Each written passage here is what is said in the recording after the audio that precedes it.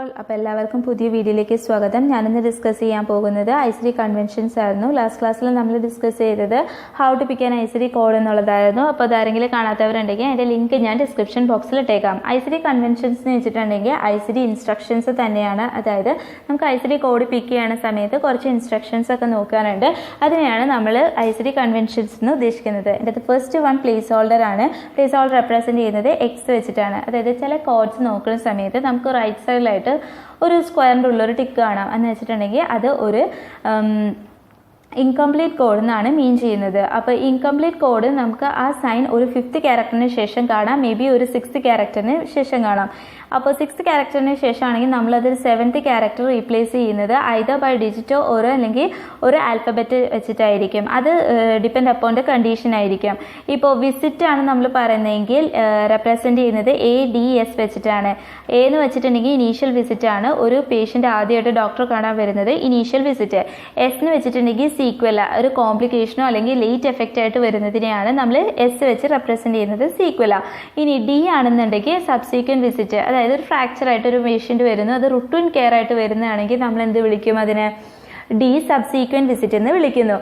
അപ്പോൾ ഇനി സപ്പോസ് ഒരു 5th ക്യാരക്ടറിന് ശേഷമാണ് നമ്മുടെ ഈ ഇൻകംപ്ലീറ്റ് കോഡിൻ്റെ സൈൻ കണ്ടെങ്കിൽ നമ്മൾ 6th ക്യാരക്ടർ എന്ത് ചെയ്യണം? പ്ലേസ് ചെയ്യുന്നത് using a place holder x വെച്ചിട്ടായിരിക്കും.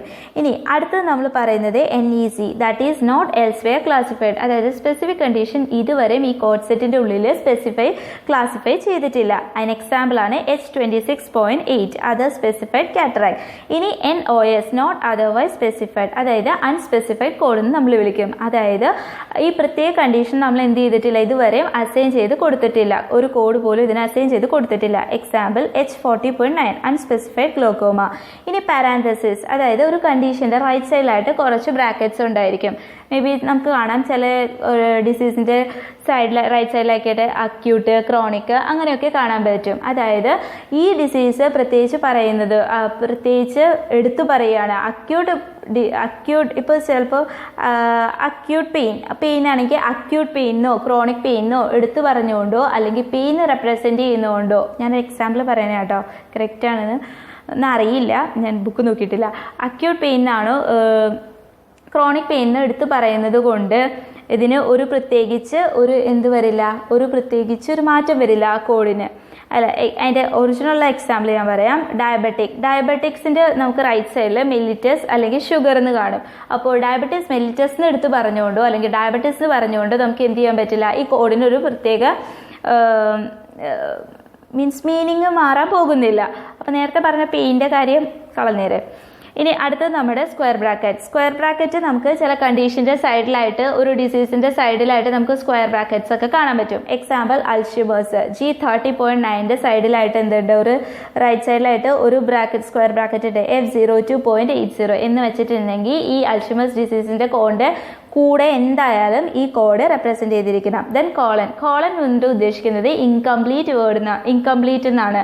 അതായത് ഒരു കൊടുത്തിരിക്കുന്ന ഒരു ടേമിൻ്റെ കൂടെ നമുക്ക് എന്ത് വേണം, കുറച്ച് അഡീഷണൽ ആയിട്ട് കൂട്ടിച്ചേർത്താൽ മാത്രമാണ് അതൊരു കംപ്ലീറ്റ് ടേമായിട്ട് മാറുള്ളൂ. Example G73.7 myopathy in disease classified elsewhere. അതിന് ഒരു എക്സ്ക്ലൂഡ് 1 ഉണ്ട്, മയോപ്പതി ഇൻ, അതൊരു കോളം കഴിഞ്ഞിട്ട് പിന്നെ റുമറ്റോയ്ഡ് ആർത്രൈറ്റിസ്, സർക്കോയിഡോസിസ് അങ്ങനെയൊക്കെയുണ്ട്.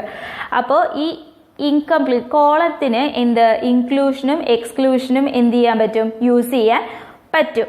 ഇനി ഇൻക്ലൂഷൻ ടേംസ് എന്ന് പറഞ്ഞിട്ടുണ്ടെങ്കിൽ വേർഡ് മീനിങ് പോലെ തന്നെ കൊടുത്തിരിക്കുന്ന ഒരു കണ്ടീഷൻ്റെ അകത്ത് ഈ ഇൻക്ലൂഷൻ ടേമിൽ കൊടുത്തിരിക്കുന്ന എല്ലാ സാധനവും ഇൻക്ലൂഡഡ് ആണ്. ഇപ്പോൾ എക്സാമ്പിൾ പറയുകയാണെങ്കിൽ ഗ്യാസ്ട്രിക് അൾസർ, അതിൻ്റെ inclusion erosion acute of stomach, pyloric ulcer, stomach ulcer. ഇപ്പോൾ നമ്മളോട് പറയുകയാണ് പൈലോറസ് അൾസർ എന്ന് പറയുകയാണെന്നുണ്ടെങ്കിലും നമ്മൾ എന്ത് കോഡ് ചെയ്താൽ മതി, K25 കോഡ് ചെയ്താൽ മതി. എന്ന് വെച്ചിട്ടുണ്ടെങ്കിൽ ഈ ഗ്യാസ്ട്രിക് അൾസറിൻ്റെ ഉള്ളിൽ ഇതെന്താണ്, ഇൻക്ലൂഡഡ് ആണ്. ഇനി എക്സ്ക്ലൂഷൻ നോട്ട്സ് എന്ന് പറയുന്നത് എക്സ്ക്ലൂഷൻ 1 ഉണ്ട്, എക്സ്ക്ലൂഷൻ 2 ഉണ്ട്. എക്സ്ക്ലൂഷൻ 1 എന്ന് വെച്ചിട്ടുണ്ടെങ്കിൽ പ്യുവർ എക്സ്ക്ലൂഡഡ് നോട്ടാണ്. എന്ന് വെച്ചിട്ടുണ്ടെങ്കിൽ ഒരു കണ്ടീഷൻ്റെ കൂടെ എക്സ്ക്ലൂഡഡ് 1 തന്നിട്ടുണ്ടെങ്കിൽ നമുക്ക് എന്ത് ചെയ്യാൻ പറ്റില്ല, അത് 2 കോഡ് ചെയ്യാൻ പറ്റില്ല, ഒരെണ്ണം മാത്രമേ കോഡ് ചെയ്യാൻ പറ്റുള്ളൂ. ഇപ്പോൾ എക്സ്ക്ലൂഡഡ് 2 ആണെന്നുണ്ടെങ്കിൽ നമുക്ക് 2 കണ്ടീഷന് കോഡ് ചെയ്യാം. കണ്ടീഷൻ്റെ കൂടെ എക്സ്ക്ലൂഷൻ നമുക്ക് എന്ത് ചെയ്യാൻ പറ്റും, യൂസ് ചെയ്യാൻ പറ്റും. അപ്പോൾ എക്സ്ക്ലൂഷൻ 1-ന് ഒരു എക്സാമ്പിളാണ് എന്ത്, type 2 diabetes mellitus excluded 1 gestational diabetes post procedural diabetes mellitus type 1 diabetes mellitus. അതായത് ടൈപ്പ് 2 ഡയബറ്റീസ് ഇതിൻ്റെ ടൈപ്പ് 2 ഡയബറ്റീസ് മെല്ലിറ്റസിൻ്റെ അടുത്ത് നമുക്ക് ജെസ്റ്റേഷണൽ ഡയബറ്റീസ് എന്ന് പറയുകയാണെങ്കിൽ നമുക്ക് എന്ത് ചെയ്യണം, ഇത് ടൈപ്പ് 2 ഡയബറ്റീസ് മെല്ലിറ്റസിൻ്റെ കൂടെ ഇത് പ്രത്യേകിച്ച് കോഡ് ചെയ്യാൻ പറ്റില്ല. അതാണ് അത് മീൻ ചെയ്യുന്നത്. ദെൻ മറ്റേത് എക്സ്ക്ലൂഷൻ ടേമിൻ്റെ കൂടെയാണെന്നുണ്ടെങ്കിൽ നമുക്ക് എന്ത് ചെയ്യാൻ പറ്റും, രണ്ടും കോഡ് ചെയ്യാൻ പറ്റും. അപ്പോൾ നമുക്കിത് ഓർത്തിരിക്കാൻ എന്താ ഒരു പ്രത്യേകത എന്ന് വെച്ചിട്ടുണ്ടെങ്കിൽ എക്സ്ക്ലൂഷൻ 1 മീൻസസ് ഒന്ന് മാത്രമേ കോഡ് ചെയ്യാൻ പോകുള്ളൂ. എക്സ്ക്ലൂഷൻ 2 എന്ന് വെച്ചിട്ടുണ്ടെങ്കിൽ രണ്ടും കോഡ് ചെയ്യാം. രണ്ട് കോഡ് നമുക്ക് ഉണ്ടാകും. അതായത് ഒരു കണ്ടീഷൻ്റെ കൂടെയാണ് എക്സ്ക്ലൂഷൻ തരുന്നതെങ്കിൽ എക്സ്ക്ലൂഷൻ 2 ഉള്ളതെങ്കിൽ നമുക്ക് എന്ത് ചെയ്യാൻ പറ്റും, ആ കണ്ടീഷനും കോഡ് ചെയ്യാൻ പറ്റും, എക്സ്ക്ലൂഷൻ 2ഉം കോഡ് ചെയ്യാൻ പറ്റും. അപ്പോൾ ദെൻ അടുത്ത് നമുക്ക് പറയുന്നത് code first and use additional code. അതായത് ഒരു ഇറ്റിയോളജി മാനിഫെസ്റ്റേഷൻ ഉണ്ടെങ്കിൽ, ഇറ്റിയോളജി മീൻസസ് അണ്ടർലൈൻ കണ്ടീഷൻ, മാനിഫെസ്റ്റേഷൻ മീൻസസ് ഒരു എന്തെങ്കിലും ഒരു കണ്ടീഷൻ ഉണ്ട്. ഈ അണ്ടർലൈൻ കണ്ടീഷൻ അല്ല, ഒരു കണ്ടീഷന് എക്സ്ട്രാ ഉണ്ട്. ലൈക്ക് ഞാൻ പറയുകയാണെങ്കിൽ ഒരു ഡയബറ്റീസ് ഉള്ള പേഷ്യൻ്റ്, ഒരു വൂണ്ടുള്ള മനുഷ്യൻ, അതിൻ്റെ ആ വൂണ്ട് ഉണങ്ങാനായിട്ട് കുറേ ടൈം എടുക്കുന്നു. കാരണം ഡ്യൂ ടു പുള്ളിക്ക് എന്തുണ്ട്, ഡയബറ്റീസ് ഉണ്ട്. അപ്പം നമ്മൾ എങ്ങനെ കോഡ് ചെയ്യും, ആദ്യം ഡയബറ്റീസ് കോഡ് ചെയ്യും, അതായത് അണ്ടർലൈൻ കണ്ടീഷൻ കോഡ് ചെയ്യും. ദെൻ നമ്മൾ എന്ത് ചെയ്യും, മാനിഫെസ്റ്റേഷൻ കോഡ് ചെയ്യും, ലൈക്ക് ആ വൂണ്ട് കോഡ് ചെയ്യും. പിന്നെ ആൻഡ് എന്ന് പറയുന്നത് നമ്മൾ കോമ്പിനേഷൻ കോഡ്സ് ഒക്കെ എടുക്കാൻ വേണ്ടിയാണ്. ഇപ്പോൾ നമുക്ക് example tuberculosis of bone and joints, അതിന് എന്തുണ്ടാകും, ഒരൊറ്റ കോഡ് ഉണ്ടാകും.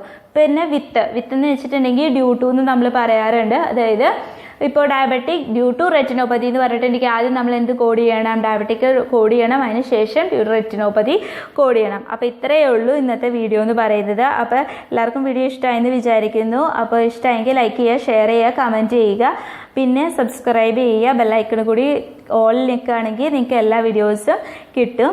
അപ്പോൾ ബൈ.